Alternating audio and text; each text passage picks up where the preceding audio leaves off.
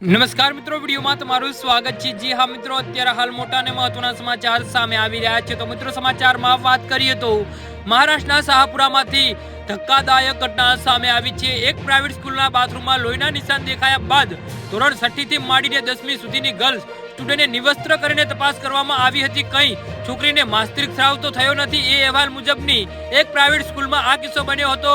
સ્કૂલની સ્ટાન્ડર્ડ 5 થી 10 સુધીની તમામ ગર્લને કોને માસિક સ્ત્રાવ થયો છે તે તપાસવા માટે શિક્ષકો દ્વારા નિવસ્ત્ર કરાઈ હતી અને દબાણપૂર્વક તપાસ કરવાની ફરજ પાડવામાં આવી હતી।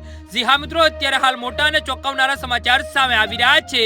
મંગળવારે બનેલી આ શર્મજનક ઘટનામાં પ્રિન્સિપાલે સ્કૂલની ગર્લ્સને હોલમાં ભેગી કરી હતી। ત્યારબાદ આ તમામને સ્કૂલના બાથરૂમમાં ફ્લોર પર મળેલા લોહીના ડાઘાના પિક્ચર બતાવ્યા હતા, જે સ્કૂલના હાઉસકીપિંગ સ્ટાફ દ્વારા ક્લીન કરાયા હતા। ત્યારબાદ પ્રિન્સિપાલે તમામ સ્ટુડન્ટને બે ગ્રુપમાં અલગ કરવા કહ્યું હતું।